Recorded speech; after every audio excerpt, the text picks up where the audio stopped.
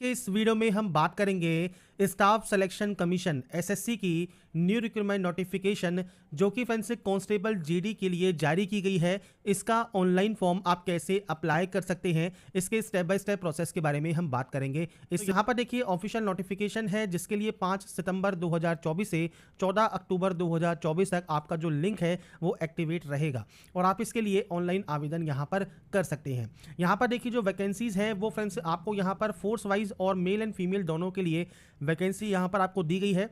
Total 39,481 vacancy है जिसके लिए आपको अप्लाई यहाँ पर करना है। साथ में फ्रेंड्स जो एज लिमिट है वो 18 से 23 साल रहेगी। 1 जनवरी 2025 को आपका जो ये इस क्राइटेरिया है वो काउंट यहाँ पर किया जाएगा। इसके बाद फ्रेंड्स आप फर्दर डिटेल्स को इस नोटिफिकेशन में चेकआउट कर सकते हैं और 1/1/2025 तक ही 10th क्लास पास आउट होना आपका यहाँ पर ज़रूरी है।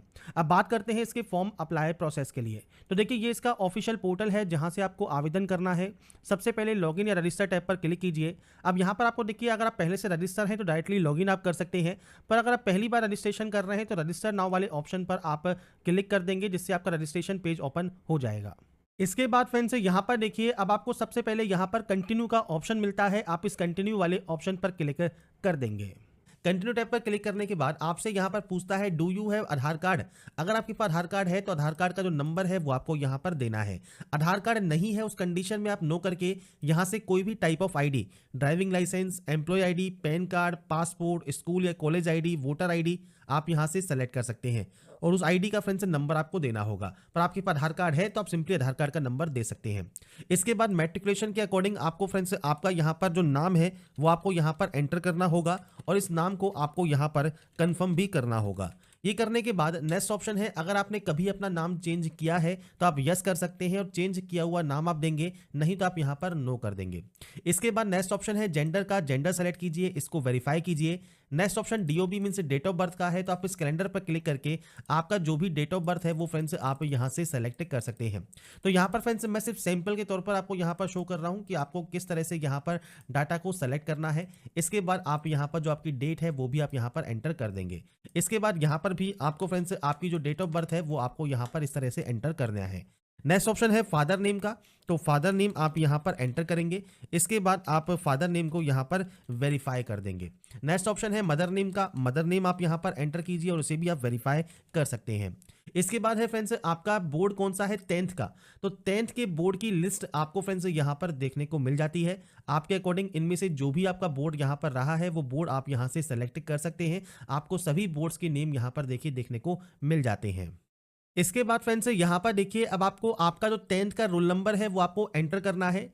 रोल नंबर जो है फ्रेंड्स मैट्रिकुलेशन सर्टिफिकेट के अकॉर्डिंग होना चाहिए। आपको कोई भी स्पेशल कैरेक्टर यहाँ पर यूज नहीं करना। अब आपसे कहा गया है if roll code is given in your matriculation certificate then enter roll code roll number. तो फ्रेंड्स अगर आपका रोल कोड भी आपको दिया गया है तो रोल कोड और रोल नंबर दोनों ही आपको यहाँ पर एंटर करने होंगे। इसके बाद आप इसे वेरीफाई यहाँ पर करेंगे। इसके बाद है ईयर ऑफ पासिंग, आपने इसको कब पास किया है आप अपने अकॉर्डिंग डेट ऑफ पासिंग आपका यहाँ से आप सेलेक्ट कर सकते हैं।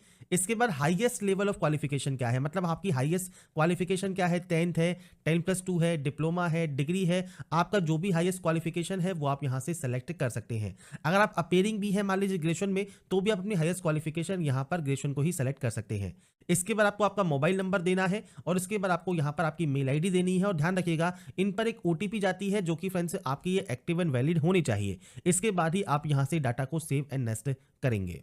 तो यहाँ पर फ्रेंड्स देखिए जब आपके मोबाइल पर और आपकी मेल आईडी पर जो ओटीपी आती है वो ओटीपी वैलिडेट करने के बाद यहाँ पर फ्रेंड्स आपको सेव एंड नेक्स्ट का ऑप्शन मिलेगा, आप इस पर क्लिक कर देंगे।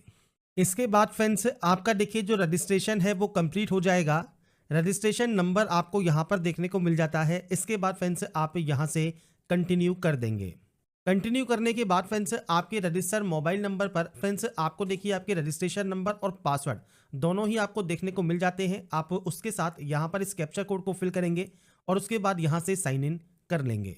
साइन इन करने के बाद फ्रेंड्स अब आपको एक नया पासवर्ड जनरेट करना होगा। तो इसके लिए आपको न्यू पासवर्ड में देखिए आपको यहाँ पर गाइडलाइन दी गई है।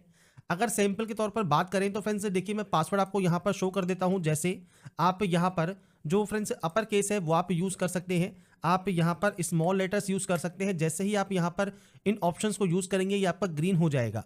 इसके बाद आप यहाँ पर नंबर्स यूज़ कर सकते हैं और उसके बाद कोई भी स्पेशल कैरेक्टर आप यूज़ कर सकते हैं। तो आपको जो गाइडलाइन दी गई है ये आपको फॉलो करनी है। इसके बाद आपको पासवर्ड को यहाँ पर कंफर्म करना है।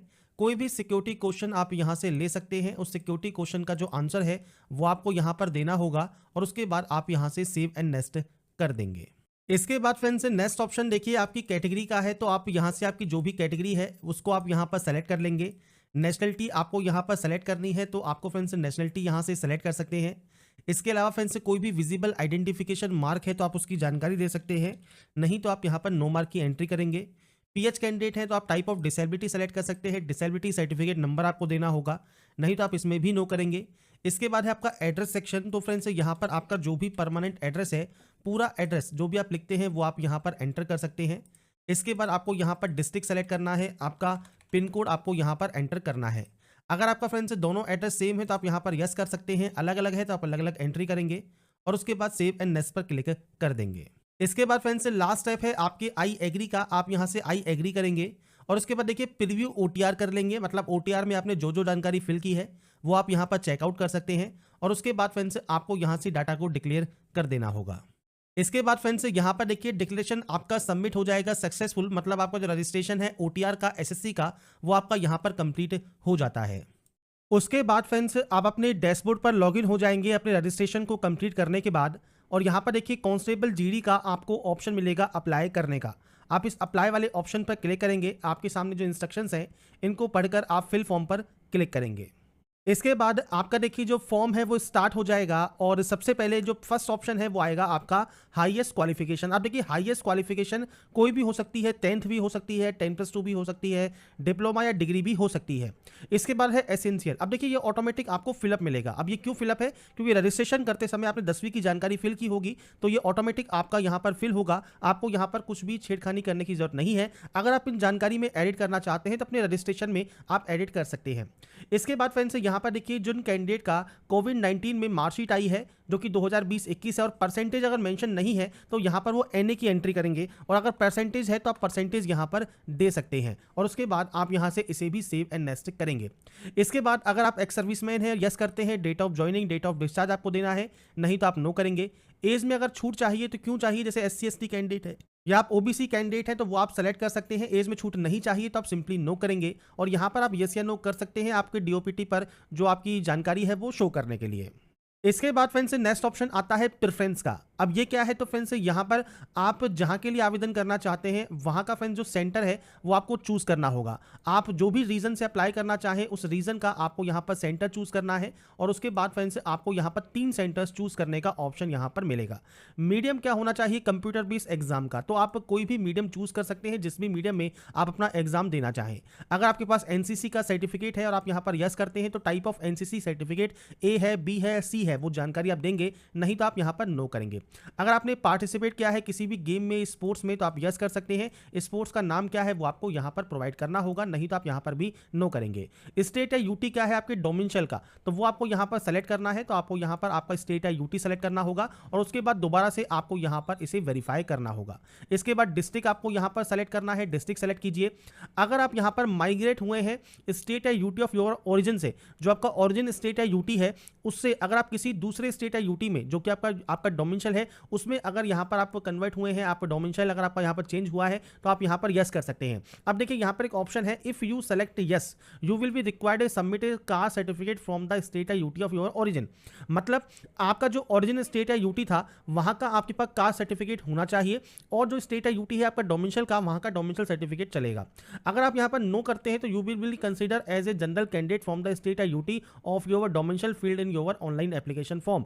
अगर आप यहाँ पर नो करते हैं तो फ्रेंड्स आपको यहाँ पर जनरल में काउंट किया जाएगा जहाँ से भी आप फॉर्म को अप्लाई कर रहे हैं। तो यहाँ पर फ्रेंड्स ध्यान रखिएगा, जो स्टेट या यूटी जो आपका ओरिजिन है वहाँ से अगर आप माइग्रेट हुए हैं किसी दूसरे स्टेट या यूटी में और आप यहाँ पर यस करते हैं तो आपके पास आपके ओरिजिन स्टेट या यूटी का जो कास्ट सर्टिफिकेट है वो आपके पास यहाँ पर होना चाहिए। ये चीज़ आपको यहाँ पर क्लियर होनी है। अगर फ्रेंड्स आप माइग्रेट नहीं हुए हैं तो आप यहाँ पर सिंपली नो कर सकते हैं और यहाँ पर आपको देखिए स्टेट या यूटी ऑफ ओरिजिन देखने को मिलता है, डिस्ट्रिक्ट ऑफ ओरिजिन देखने को मिलता है।